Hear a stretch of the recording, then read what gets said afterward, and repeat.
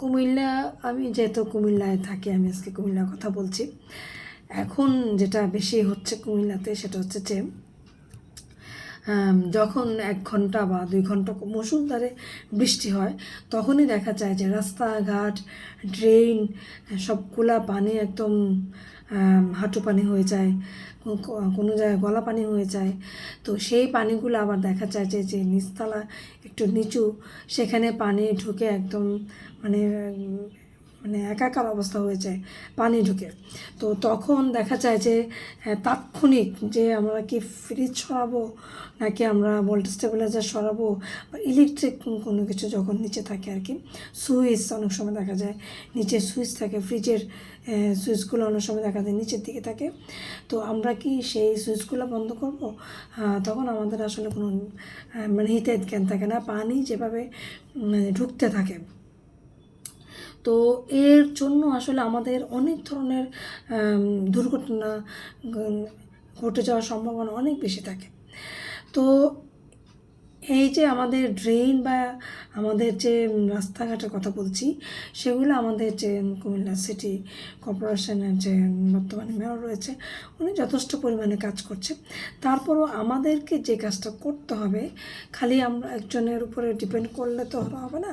তো আমাদের নিজস্ব কিছু কাজ করতে হবে। যেমন আমরা যদি আমাদের বাসার সামনে যে ড্রেন রয়েছে, সেই ড্রেনটা আমরা পার্সোনালি লোক দিয়ে একটু পরিষ্কার করাই।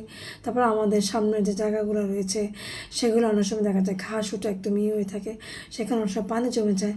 সেগুলো যদি আমরা ক্লিন করি, তাহলে আমাদের পানি থেকে রেহাই পাওয়ার একটা সম্ভাবনা থাকে। বিশেষ করে আমাদের বাসার সামনে যে ড্রেনগুলো রয়েছে, সেগুলো যেন আমরা সবসময় মানে ক্লিন রাখি। সিটি কর্পোরেশনের লোক তো করছি, তারপর আমাদেরকে একটু মানে এটা একটা নজরদারিতে রাখা দরকার আর কি। আরেকটা জিনিস যেটা, সেটা হচ্ছে যে আমরা মানে সমাজে আমাদের যেটা মানে আমরা যেটা করে থাকি, কি করে যে অনেক সময় ময়লা প্যাকেট করে ময়লাটা নিয়ে রাস্তার মাঝখানে, মানে রাস্তার মাঝখানে অনেক সময় উপর থেকে নিচে ফেলায়, বিশেষ করে ফ্ল্যাট বাড়িতে। মানে রাস্তার মাঝখানে দেখবেন ময়লার প্যাকেট পড়েছে। কি যে মানুষের মানে মানুষের মেন্টালিটির কথা কি বলবো আসলে। অনেক সময় আবার রাস্তার কিনারে ময়লার প্যাকেটটা ফেলে দেয়, এই যে পলিথিনটা ফেলে দিচ্ছে।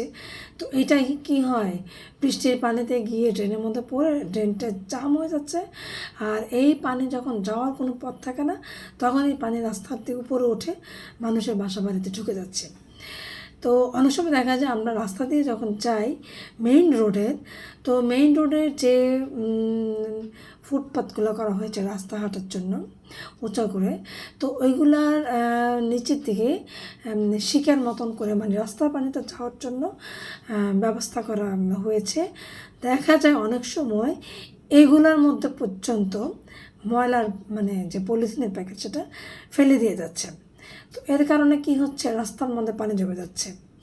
তো এই দেখেন, এই সামান্য সামান্য মানে আমাদের অসচেতনতার কারণে মানে এই পানি ওভার হয়ে বাসার দিকে ঢুকে যাচ্ছে, রাস্তার মধ্যে পানি উঠে যাচ্ছে, ড্রেনে পানি জমে যাচ্ছে।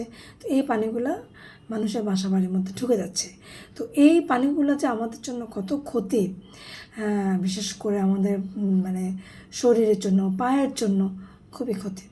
তো একটু যদি সামান্য আমরা সচেতন থাকি, তাহলে আসলে আর এই সমস্ত যে ঘটনা, সেটা মানে ঘটবে না। সেগুলো থেকে আমরা হয়তো একটু হলেও রেহাই পেতে পারি। খোদা হাফেজ, আসসালামু আলাইকুম।